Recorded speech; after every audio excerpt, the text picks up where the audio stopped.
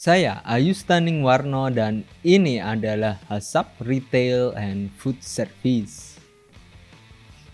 Tidak seperti di pabrik makanan kemasan, industri makanan retail dan food service atau FS atau pelayanan makanan tidak dengan mudah didefinisikan dengan produk atau kondisi spesifik. Industri ini memiliki sifat antara lain pegawai yang beragam, dari yang sangat terlatih hingga yang entry level. Memiliki pendidikan dan kemampuan komunikasi yang beragam pula. Pelatihan dalam organisasi dan mempertahankan pelatih yang pegawai terlatih itu mungkin sukar, atau mungkin pergantian pegawai yang terlalu sering. Banyak yang merupakan usaha kecil yang tidak memiliki sistem penunjang. Margin keuntungan yang rendah berarti mereka mungkin memiliki uang yang lebih sedikit untuk membuat sistem penunjang tersebut dibanding dengan industri pangan olahan. Jumlah yang hampir tidak terhingga untuk teknik pengolahannya, jumlah produknya, menunya maupun bahannya. Begitu pula dengan supplier, bahan baku, menu, dan spesifikasi itu juga sering berubah. Yang termasuk di dalam industri ini, termasuk di dalamnya adalah agen perjalanan kelompok, bakery, bed and breakfast, perkemahan, warung, tempat dapur, tempat ibadah, warung cepat saji, pameran, bank makanan, dapur rumah sakit, pasar, layanan antar makanan, food truck, restoran, snack bar, hingga makanan dalam mesin. Resiko keamanan pangan pada food service menurut FDA atau BPOM-nya Amerika, makanan dari sumber tidak aman, makanan yang tidak cukup, pemasakan yang tidak cukup, suhu holding yang tidak layak, perlengkapan yang terkontaminasi, hingga higien personal yang buruk. Sistem keamanan pangan akan termasuk manajer keamanan pangan yang tersertifikasi, standar operation procedure untuk melakukan langkah kritis dalam pengolahan pangan seperti pendinginan, kartu resep yang berisi langkah spesifik untuk menyiapkan makanan, dan batas kritis keamanan pangan seperti suhu masakan akhir yang harus dimonitor dan diverifikasi. Begitu pula dengan spesifikasi pembelian. Juga desain alat, fasilitas, dan juga pemeliharaan, prosedur monitoringnya, pemeliharaan catatannya, dan juga peraturan mengenai kesehatan pegawai untuk mencegah pegawai sakit itu masuk. Pelatihan manajer atau pegawai, pengendalian dan penjaminan kualitas yang sedang berlangsung, juga rencana spesifik seperti Risk Control Plan atau RCP yang menunjukkan prosedur untuk mengendalikan faktor risiko keracunan pangan. Keuntungan aplikasi keamanan pangan berbasis prinsip HACCP ini, yang pertama adalah kerusakan makanan akan jadi minimum, juga meningkatkan kualitas produk, dan secara tidak langsung pengendalian inventorinya akan jadi lebih baik. Pengolahan makanan yang konsisten karena adanya kartu resep tersebut, meningkatkan keuntungan karena inspeksi akan menjadi berkurang, meningkatkan kesadaran pegawai dan berpartisipasi dalam keamanan pangan. Dalam HACCP ini ada 7 prinsip. Yang pertama adalah melakukan hazard analysis, itu melakukan analisa terhadap kemungkinan bahaya pangan yang muncul pada langkah pengolahan dan cara pengendaliannya. Kemudian menentukan critical control point atau CCP.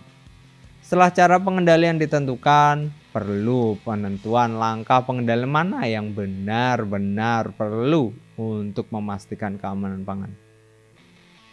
Kemudian menentukan batas kritis. Setiap CCP harus memiliki batas kritis yang digunakan untuk mengendalikan bahaya keamanan. Yang keempat adalah membuat prosedur untuk monitoring CCP. Yang berikutnya membuat tindakan korektif. Karena pada saat monitor CCP, kadang proses atau prosedur akan gagal mencapai batas kritis. Isinya yaitu rencana apa yang akan dilakukan apabila batas tersebut terlewati. Berikutnya membuat prosedur verifikasi, yaitu memastikan bahwa sistem secara saintifik masuk akal untuk mengendalikan bahaya. Tahap ini juga meyakinkan bahwa sistem berjalan sesuai dengan yang tertulis.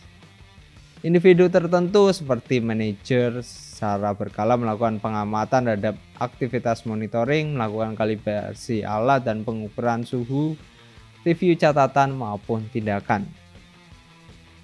Yang terakhir yaitu membuat sistem pemeliharaan catatan, yaitu ada catatan dan juga dokumentasi untuk memastikan sistem HACCP ini berjalan, termasuk di dalamnya HACCP plan, tindakan monitoring, korektif, kalibrasi, dan juga verifikasi. Bagaimana sebenarnya aplikasi prinsip HACCP ini di food service? Aplikasinya bervariasi tergantung pada produk yang dihasilkan. Sumber daya untuk mengidentifikasi dan mengendalikan risiko mungkin terbatas, sehingga aplikasi HACCP secara textbook dalam food service menjadi tidak praktis. Prinsip HACCP perlu dimodifikasi sedikit untuk dapat diaplikasikan pada berbagai macam tahap produksi di food service. Saat melakukan analisis bahaya, pabrik makanan biasanya menggunakan komoditi pangan sebagai alat organisasi dan mengikuti alur produk ini. Sistem ini berguna untuk pabrik karena mereka biasanya hanya menangani satu produk pada suatu waktu. Tetapi di food service, semua jenis pangan dikerjakan bersama untuk menghasilkan produk akhir. Hal ini memungkinkan analisis bahaya dapat dilakukan dengan pendekatan yang berbeda. Melakukan analisis bahaya dengan menggunakan tahapan pengolahan pangan yang umum dilakukan akan lebih efisien dan berguna untuk usaha food service. Hal ini disebut HACCP dengan pendekatan proses atau process approach. Pendekatan proses ini dapat dideskripsikan sebagai pembagian berbagai macam aliran pangan di dalam unit pengolahan menjadi kategori yang luas berdasarkan aktivitas atau tahap di dalam aliran makanan. Yang pertama, menentukan diagram alir. Proses pengolahan pangan pada food service dapat dikelompokkan menjadi beberapa kegiatan, seperti penerimaan, menyimpan, menyiapkan, pemasakan, pendinginan, memanaskan ulang, holding, menyusun, mengemas, hingga menyajikan. Sebagian besar produk pangan dari food service tersebut dapat dikelompokkan menjadi 3 proses berdasarkan jumlah bahan pangan melewati suhu berbahaya 5 derajat Celcius hingga 57,2 derajat Celcius. Ini diagramnya ada 3 kelompok. Yang pertama tanpa pemasakan, hanya tidak melewati zona berbahaya ini. Kemudian same day atau hari yang sama hanya sekali melewati zona bahaya. Dan yang kompleks itu melewati lebih dari 1 kali zona berbahaya. Yang pertama, tanpa pemasakan. Contoh prosesnya adalah penerimaan, disimpan, di holding, kemudian penyajian. Holding ini cukup menarik, yaitu mempertahankan suhu atau disimpan dalam suhu tertentu, bisa suhu dingin, bisa suhu panas, tergantung kebutuhan. Proses lain dapat termasuk, tetapi tidak ada tahap pemasakan untuk membunuh patogen di fasilitas food service ini. Sini contoh makanan yang ada. Di sini contohnya ada sashimi, kemudian keju yang tanpa proses pemanasan. Kemudian juga di sini adalah beef patty. Kelompok makanan proses pertama ini yang mentah termasuk sashimi, oyster mentah, salad, yaitu bahan baku diterima mentah dan tidak dimasak sebelum konsumsi.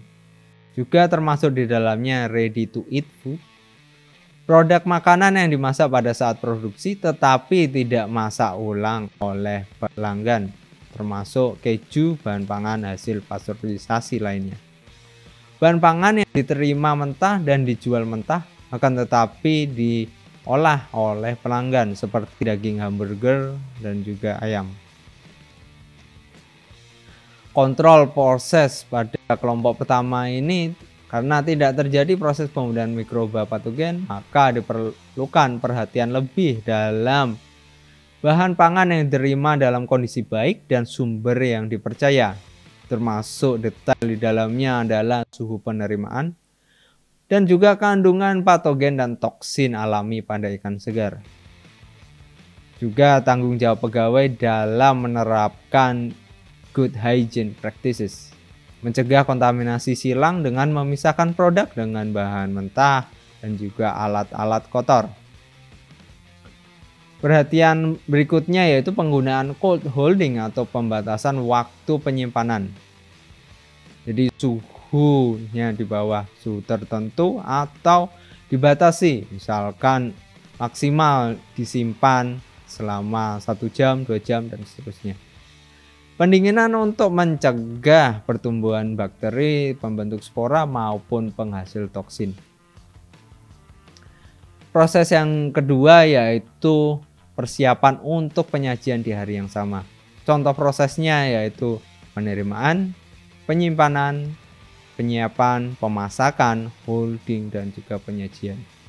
Proses lain dapat termasuk, tetapi intinya hanya ada satu perjalanan melalui suhu berbahaya. Ini contoh kelompok makanannya yang dimasak kemudian holding panas hingga disajikan. Contohnya di sini ayam goreng. Kalau Anda amati di restoran ayam goreng itu dimasak kemudian di holding panas di semacam tempat display itu. Kalau Anda dekati itu tempat displaynya itu cukup panas. Ataupun french fries yang dimasak dan kemudian langsung disajikan langsung panas-panas. Kontrol proses kedua ini yaitu pemasakannya, juga holding panas atau penggunaan waktu holdingnya, dan juga sumber pangan dan suhu penerimaan termasuk holding dingin sebelum pemasakan apabila berkaitan dengan ikan yang terkait dengan toksin. Proses yang ketiga yaitu makanan kompleks. Contoh prosesnya penerimaan, penyimpanan, penyiapan, pemasakan, pendinginan, pemasakan ulang, holding, dan juga penyajian.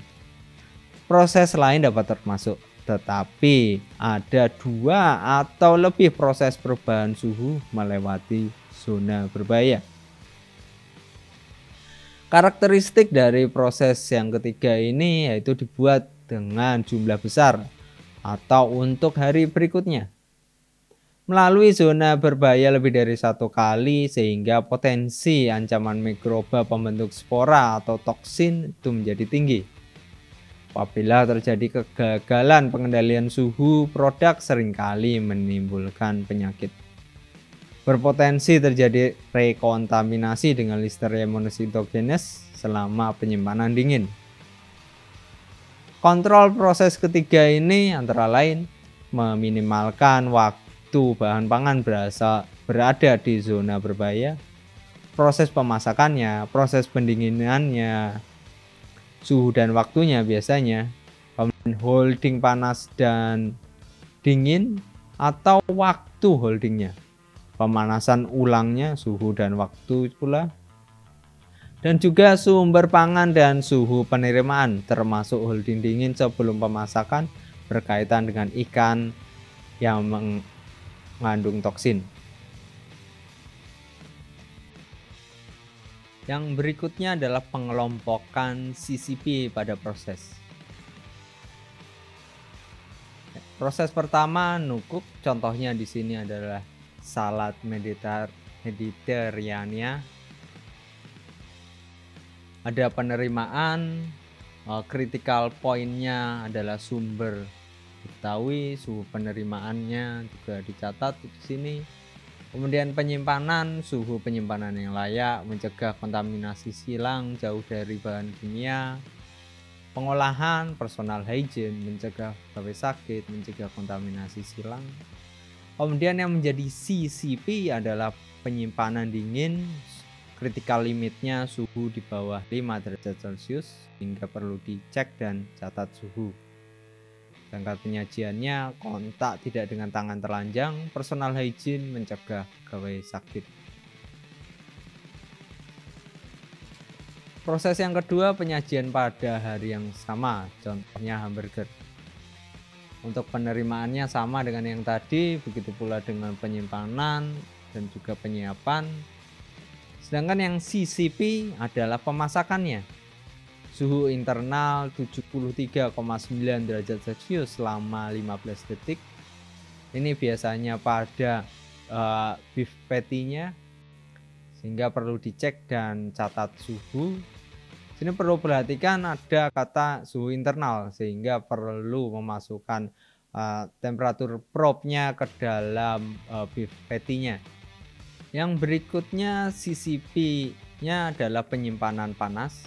Critical limitnya suhu tidak kurang dari 57,2 derajat Celcius. Itu pula perlu dicek dan catat suhunya. Penyajiannya sama dengan yang tadi.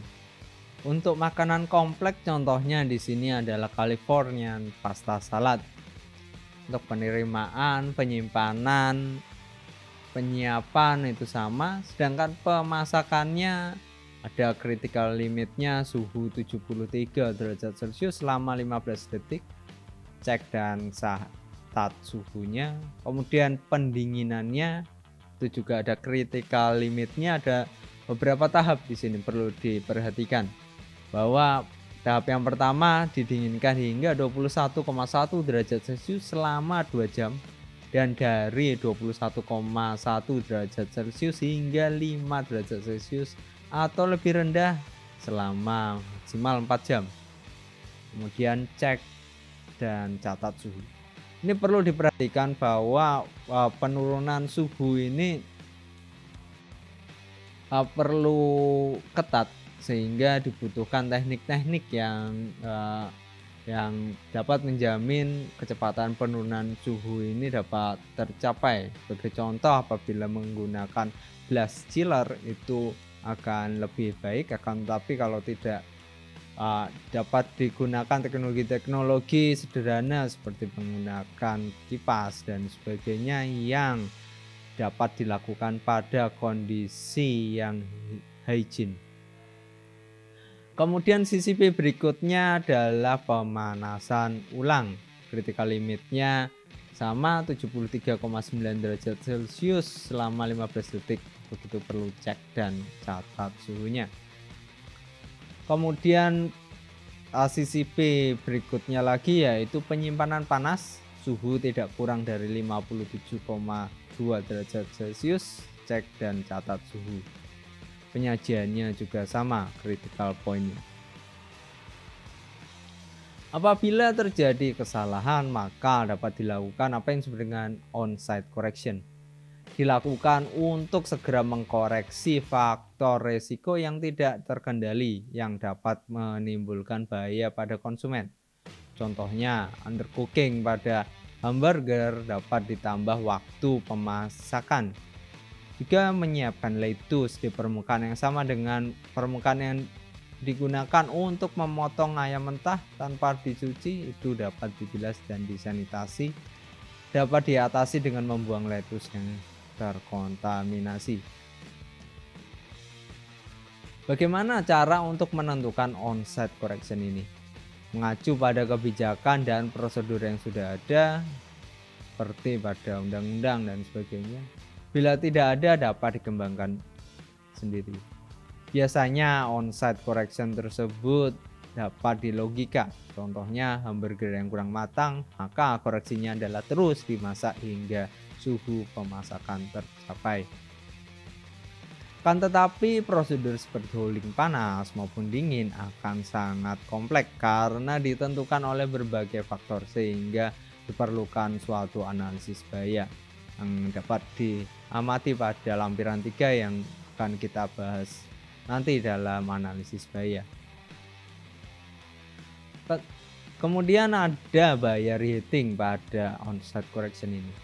Reheating pada produk yang diholding dan didinginkan dengan tidak layak bukan langkah ajaib untuk menghilangkan bahaya, karena peluang tumbuhnya bakteri pembentuk spora dan toksin itu dapat meningkat. Rekomendasi untuk reheating dapat ditentukan oleh signifikasi bahayanya, kondisi bahan pangan, tujuan penggunaan, termasuk tingkat penyimpangan suhu dan waktu yang terjadi. Bagian kedua adalah hazard analysis. Dalam pendekatan hazard, melakukan analisis bahaya pada setiap makanan membutuhkan waktu dan usaha yang secara umum tidak perlu. Secara umum, bahan makanan dapat memiliki bahaya yang spesifik, akan tetapi dapat dikendalikan dengan pemasakan dan holding yang dapat memastikan keamanan pangan di kategori tersebut. Sebagai gambaran di sini untuk proses 2 yang disajikan pada hari yang sama, bahaya biologis contohnya untuk steak dan ayam panggang. Di sini bahaya biologisnya untuk steak itu Salmonella, E. coli, Clostridium, Bacillus cereus, dan juga patogen dalam jalur fekal oral. Kemudian ayam panggang itu hampir sama, sehingga contoh pengendaliannya pun mirip. Di sini pendinginannya, kan tetapi untuk pemasakannya sedikit berbeda. Ini suhu minimalnya untuk steak itu hingga 78,3, sedangkan ayam panggang 73,9 derajat Celcius, dan waktunya sama pemasakannya. Kan tetapi untuk tahap berikutnya seperti holding panas itu sama, dan juga untuk handlingnya itu juga sama. Secara umum dapat digambarkan bahwa steak dan ayam bakar memiliki hazard berbeda dan dikelompokkan dalam kategori yang disajikan pada hari yang sama atau kategori yang sama. Bahaya biologis pada ayam antara lain Salmonella, Campylobacter, dan juga bakteri pembentuk spora seperti Bacillus cereus dan Clostridium perfringens. Meskipun bahayanya berbeda, pengendaliannya adalah pemasakan hingga suhu yang layak. Bila dilakukan holding, maka suhu holding dan pengendaliannya harus diperhatikan agar tidak terjadi pertumbuhan bakteri pembentuk spora yang tidak akan hancur selama proses pemasakan. Holding panas dan penyimpanan dingin akan sama, tetapi untuk pemanasan berbeda. Sini suhunya berbeda. Dan pelaksanaan hazard analisis karena tujuannya adalah mengembangkan daftar bahaya keamanan pangan yang masuk akal dan dapat menyebabkan penyakit apabila tidak dikendalikan. Dapat dilakukan dalam 2 tahap. Yang pertama identifikasi bahaya, yang kedua adalah evaluasi bahaya. Identifikasi bahaya merupakan kegiatan review bahan keamanan pangan yang mungkin ada di dalam proses persiapan, penanganan pangan, fasilitas, dan juga karakteristik bahan pangan itu sendiri. Yang kemudian akan didapatkan daftar bahaya biologis, kimiawi, atau fisika yang potensial pada setiap proses. Pelaksanaannya itu dapat pada bahan baku, proses produksi, peralatan yang digunakan, produk akhirnya, metode penyimpanan dan distribusi, cara penggunaan, dan juga pada konsumen.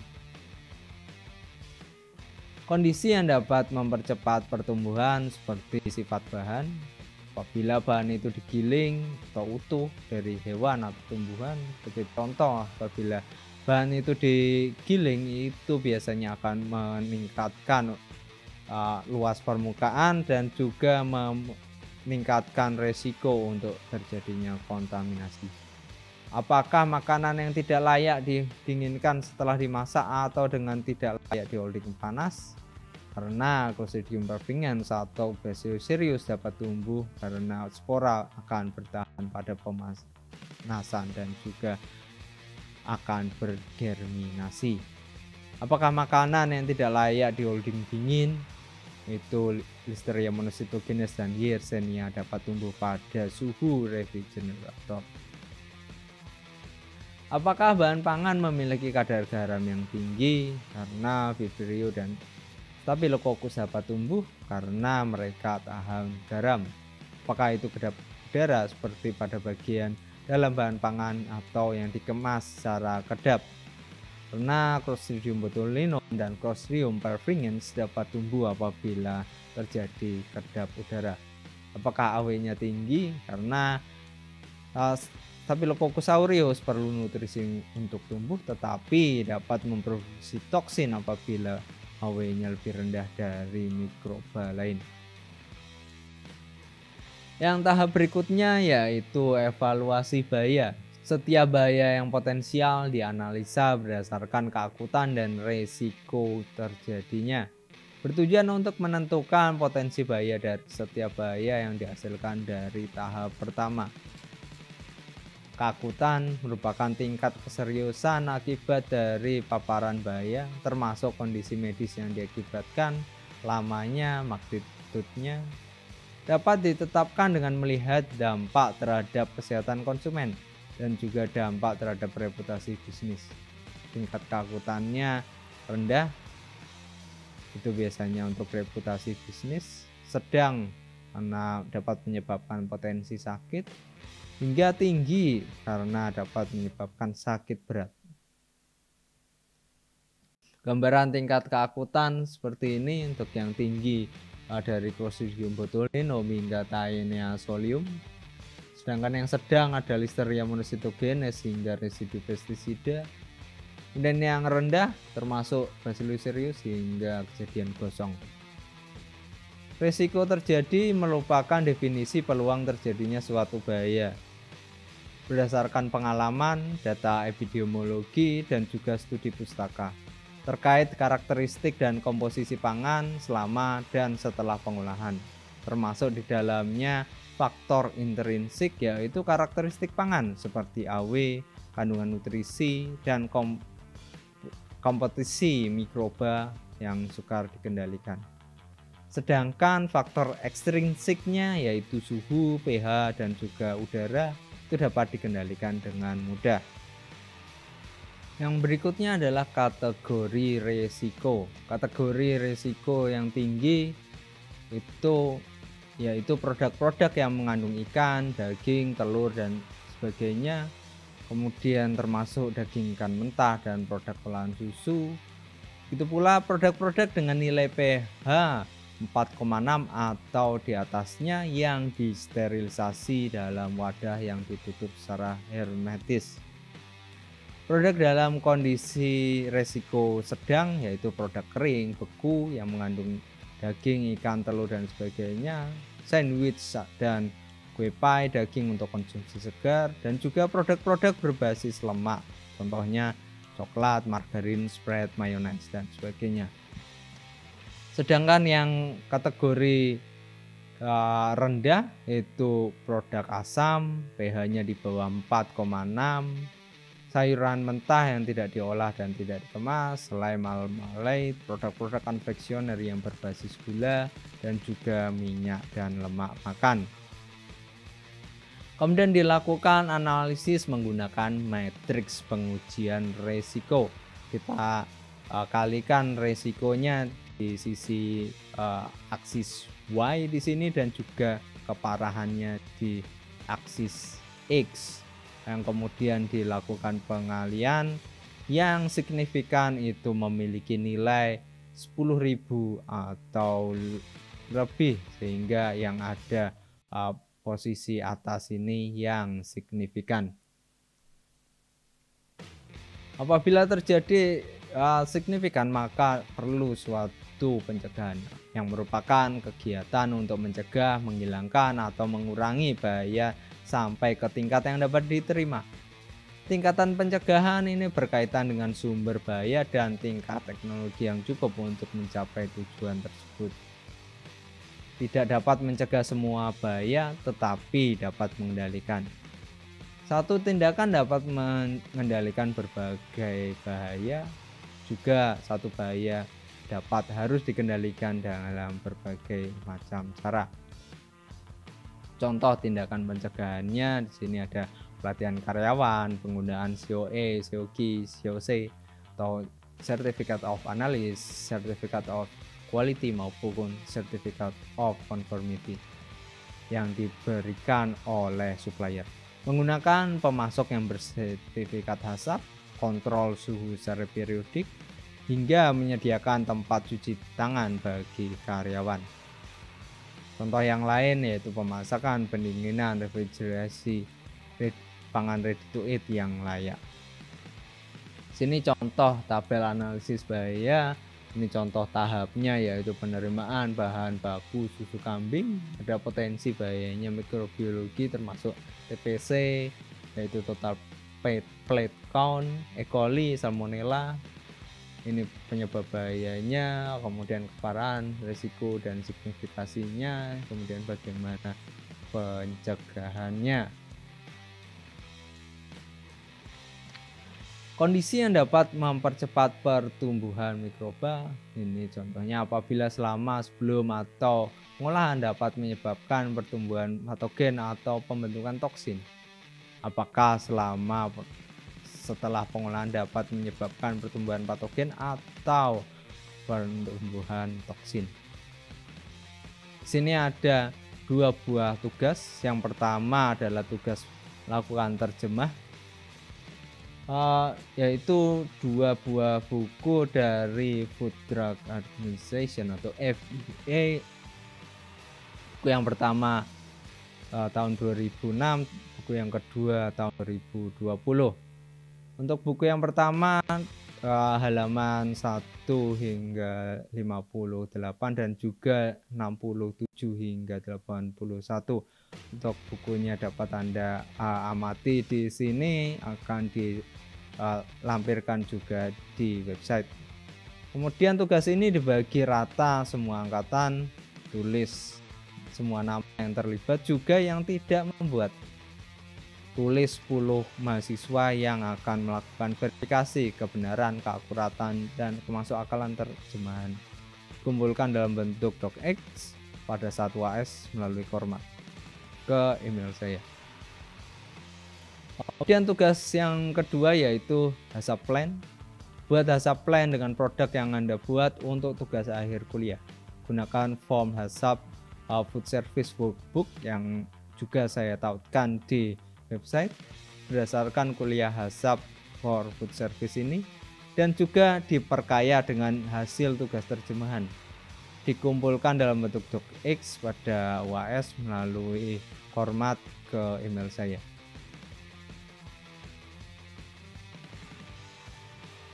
Tahap berikutnya yaitu CCP. Menentukan critical control point yang merupakan tahap pengolahan yang dapat dikendalikan dan penting untuk mencegah atau menghilangkan bahaya atau mengurangi hingga tingkat yang dapat diterima.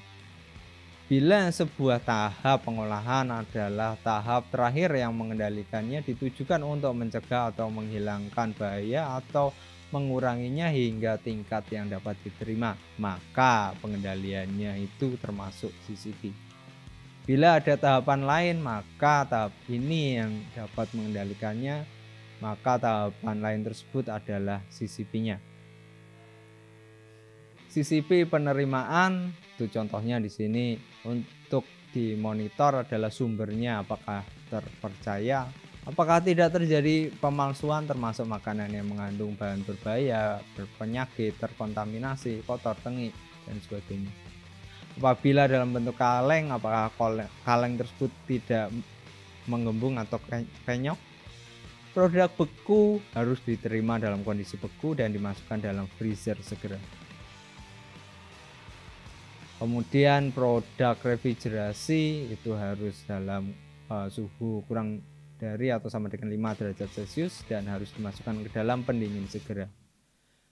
Sehingga perlu dicatat identitas kerang dan telur dan disimpan selama 90 hari catatannya. Tindakan korektif dapat berupa menolak produk, mengembalikan produk hingga membuang produk.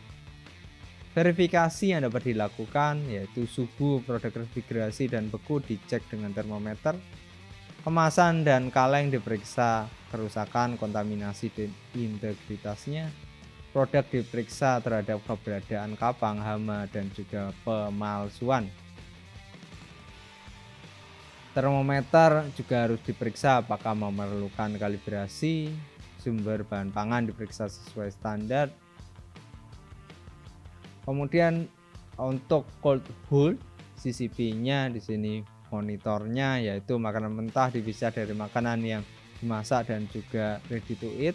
Produk beku harus tetap beku. Produk refrigerasi suhunya sama kurang dari atau sama dengan 5 derajat Celcius.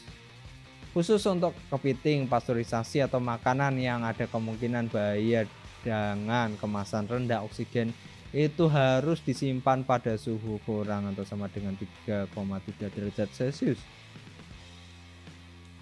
Kemudian makanan diberi label nama produk, produksi dan juga expired date-nya. Makanan disimpan di tempat dengan adanya sirkulasi udara dingin, ditutup dan juga diletakkan paling tidak 15,24 cm dari dasar apabila disimpan di dalam walk-in kulkas atau freezer. Kemudian apabila seafood disimpan di atas es, maka es tersebut harus kering. RTE tiram mentah harus dipisahkan dengan produk RTE mentah lainnya. Sedangkan korektifnya apabila suhu lebih dari 5 derajat Celcius selama 2 jam atau waktu tidak diketahui maka harus dibuang. Tidak boleh dilakukan pembakulan ulang pada produk yang sudah dicairkan apabila direfrigerasi pada suhu kurang dari 5 derajat Celcius. Untuk memisahkan makanan mentah dengan RTE bila tidak terjadi kontaminasi. Jika terjadi kontaminasi maka harus dibuang bagian yang terkontaminasi. Label makanan pada sisi wadah apabila tutup wadah dapat dipisahkan. Verifikasinya yaitu melakukan pemeriksaan suhu holding paling tidak 2 kali sehari dengan catatan yang tersimpan. Unit pendingin harus dipelihara sesuai anjuran pembuatnya. Termometer selalu dikalibrasi dan atau diperiksa akurasinya minimum setiap minggu. Peralatan termasuk termometer, walk-in unit memiliki termometer eksternal, unit yang lain cukup internal. Itu pula dengan refrigerator dan freezernya. Untuk towing, untuk yang perlu di sisi monitoring yaitu dilakukan di refrigerator suhu kurang atau sama dengan 5 derajat Celcius. Juga apabila dengan air mengalir itu dengan suhu kurang atau sama dengan 21,1 derajat Celcius di lokasi yang licin. Dimasak dari kondisi beku itu juga mungkin. Corrective actionnya itu produk dibuang apabila suhu lebih atau sama dengan lebih dari 5 derajat Celcius selama lebih dari 2 jam. Modifikasi proses, sanitasi bak dan alat-alat dengan klorin dengan konsentrasi 50 hingga 100 ppm atau 200 hingga 400 ppm untuk produk quaternary ammonia. Kemudian seafood dengan kemasan rendah oksigen itu dikeluarkan dari kemasan sebelum dibuka atau seperti yang disebutkan pada kemasan. Verifikasinya yaitu manajer memastikan semua proses dilakukan, suhu dicek dengan termometer, alat yang dibutuhkan di sini bak, termometer dan juga refrigerator. Untuk cooking ini cukup banyak dan bervariasi sesuai dengan produk yang diolah. Sebagai contoh di sini suhu internal ayam, daging isi dan juga bahan isi yang mengandung daging, unggas, ikan paling tidak 73,8 derajat Celcius selama 15 detik. Sedangkan suhu internal daging dan juga ikan cincang paling tidak 58,3 derajat Celcius selama 15 detik. Sedangkan untuk suhu internal seafood dan babi paling tidak 65 derajat Celcius selama 15 detik. Untuk pasta yang mengandung telur minimal 68,3 derajat Celcius selama 15 detik. Untuk ready to eat itu dimasak paling tidak 57,2 derajat Celcius atau sesuai kemasan. Sedangkan undercooked steak itu dapat disajikan apabila segera dikonsumsi dan suhu luar atas dan bawah mencapai 62,8 derajat Celcius selama 15 menit dan warna masak sudah terlihat pada seluruh permukaan. Ini sepertinya 15 detik ya. Kemudian korektif pemanasan dilanjutkan hingga suhu internal tercapai, makanan dibuang.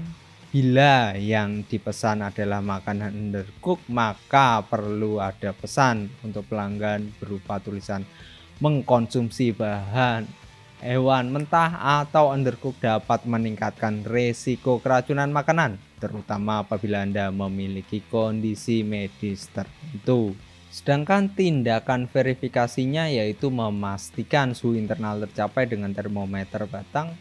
Alat pemasak diperiksa status kalibrasinya dan dipelihara sesuai petunjuk. Alatnya termasuk termometer batang, ventilation hood, flat top, stove top maupun oven yang digunakan untuk memasak. Kemudian persiapan itu monitoringnya termasuk izin karyawan terjaga, cuci tangan, penggunaan hairnet. Pekerja dengan infeksi dan juga kejadian diare harus dipindahkan dari area produksi atau dirumahkan. Alat dibersihkan dan disanitasi, kontak tangan diminimalkan, penggunaan sarung tangan untuk menangani RTE, produk pada suhu ruang kurang dari 1 jam, bahan dilakukan pre-chill kurang dari atau sama dengan 5 derajat Celcius dengan resep dingin. Sayur dan buah mentah dicuci dengan air untuk membuang kotoran dan kontaminasi. Corrective actionnya cuci tangan 20 detik dengan sabun dan air hangat, menggunakan sarung tangan, sanitasi alat dengan klorin 50 hingga 100 ppm dengan suhu 75 Fahrenheit atau 200 hingga 400 ppm amonia buatan dari buah makanan apabila lebih dari 5 derajat Celcius selama lebih dari 2 jam atau tidak diketahui dan terkontaminasi. Verifikasinya yaitu manajer memastikan bahwa pekerja melakukan proses sesuai dengan prosedur. Waktu makanan pada suhu ruang juga perlu dimonitor alat-alatnya termasuk termometer dan sebagainya. Hot holding yaitu yang dimonitor makanan dipertahankan pada suhu lebih dari 57,2 derajat Celcius. Makanan ditutup saat tidak digunakan, makanan dipanaskan atau dimasak ditunggu sebelum dimasukkan ke wadah sup. Correctionnya makanan dipanaskan ulang hingga mencapai suhu 73,9 derajat Celcius dan dipertahankan pada suhu holdingnya 57,2 derajat Celcius bila suhu menyimpang selama kurang dari 2 jam. Apabila lebih atau suhunya kurang dari 57 derajat Celcius selama 2 jam atau lebih, maka harus dibuang. Verifikasinya suhu makanan diperiksa dengan termometer batang, catatan suhu disimpan dan direview oleh manajer. Yang berikutnya adalah pendinginan. Monitoringnya yaitu mengurangi ketebalan makanan dengan memisahkan makanan dengan porsi yang lebih kecil atau lebih tipis di dalam wadah dengan kedalaman kurang dari 7,6 cm. Refrigerasi dengan tutup longgar atau terjaga dari kontaminasi. Didinginkan dari 57,2 derajat Celcius menjadi 21,1 derajat Celcius dalam 2 jam dan dari 21,1 derajat Celcius ke kurang atau sama dengan 5 derajat Celcius selama 4 jam. Produk ini tidak boleh didinginkan pada suhu ruang. Koreksinya dapat dipanaskan dengan cepat hingga mencapai lebih dari atau sama dengan 62, derajat Celcius bila tidak didinginkan pada waktu yang diberikan. Juga mengubah metode pendinginannya. Contohnya bila produk masih bersuhu 37,8 derajat Celcius selama 1,5 jam, maka produk diletakkan pada es dan juga diaduk hingga dibuang produknya. Verifikasinya, cek suhu dengan termometer batang pada jam ke 1,5 dan juga jam ke-6, dan juga diyakinkan produk didinginkan di wadah yang dangkal dan diaduk sesering mungkin. Untuk pemanasan ulang, monitoringnya termasuk adalah makanan yang berpotensi bahaya secara cepat dan dipanaskan hingga lebih dari atau sama dengan 73,9 derajat Celcius selama 15 detik dalam kurang atau sama dengan 2 jam. Makanan dipanaskan ulang di tungku, bukan di meja uap. Korektifnya dapat dipanaskan hingga suhu tercapai hingga makanan dibuang. Verifikasinya, suhu diukur pada bagian terdingin dari makanan dengan termometer batang sebelum produk disajikan. Bagian terdingin ini biasanya di bagian tengah. Waktu periode pemanasan juga perlu dimonitor alatnya termasuk tungku, termometer, dan microwave. Yang berikutnya adalah transportasi. Yang dimonitor yaitu makanan dijaga pada suhu yang layak selama dan setelah transportasi. Produk beku tetap beku, produk refrigerasi dan juga hot hold itu pada suhu tertentu. Begitu pula dengan kepiting pasteurisasi dan produk dengan kemasan yang dikurangi kadar oksigennya. Bila ditransportasi di es, maka es harus berasal dari sumber yang terpercaya. Makanan juga harus ditutup dan terlindungi dari perubahan selama transportasi. Korektifnya dapat dibuang atau secara tepat dipanaskan ulang pada suhu pada produk pangan hingga suhu lebih atau sama dengan 73,2 derajat Celcius dan dipertahankan pada suhu lebih dari 57,2 derajat Celcius bila penyimpanan suhu kurang atau sama dengan 2 jam. Secara cepat didinginkan ulang produk dingin hingga suhu kurang atau sama dengan 5 derajat Celcius bila penyimpanan suhu kurang atau sama dengan 2 jam. Verifikasinya, cek suhu produk pada saat keberangkatan dan juga kedatangan. Ini merupakan pustaka yang saya gunakan. Ada yang tahun 2006, 2008, 2011 hingga yang terbaru. Ini adalah workbook yang dapat Anda gunakan untuk menyusun HACCP plan tersebut. Ini dapat Anda isi produknya apa, perusahaan Anda apa, kemudian nama anggotanya.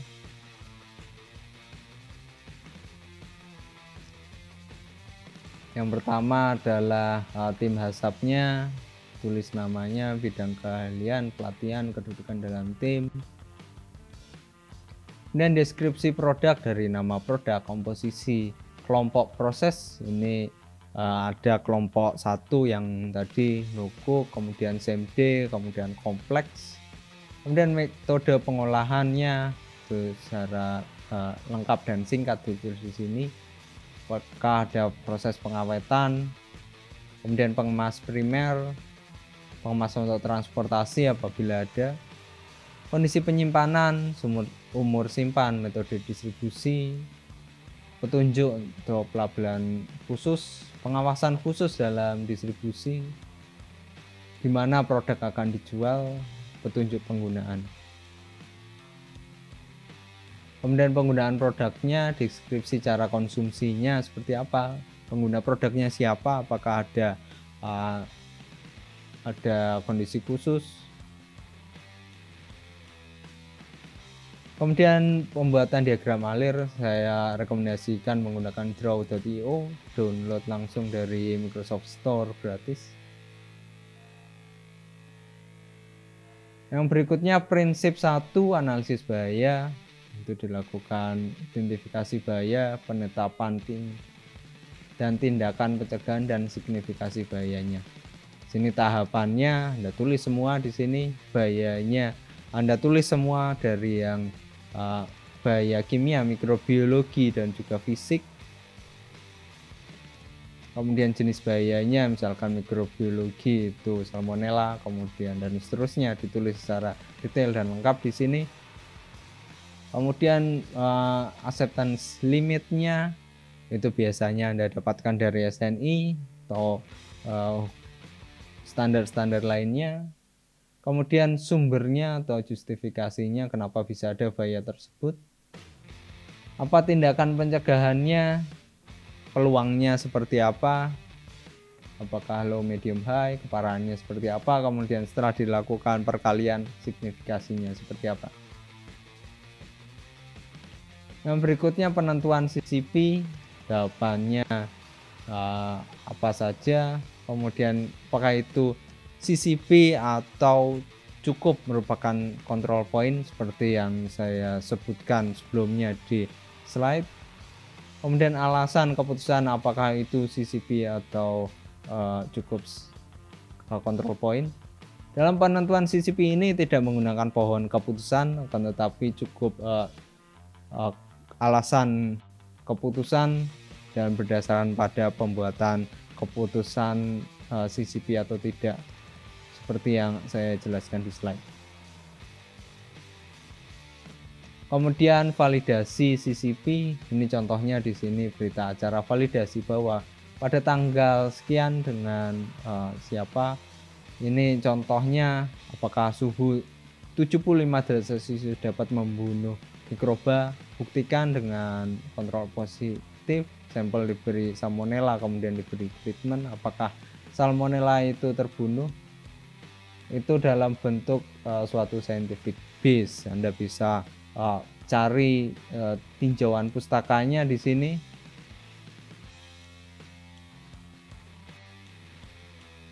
Kemudian penentuan batas kritis, itu tahapnya seperti apa, kemudian bahayanya apa, tindakan pengendaliannya seperti apa, CCP-nya dan juga batas kritisnya.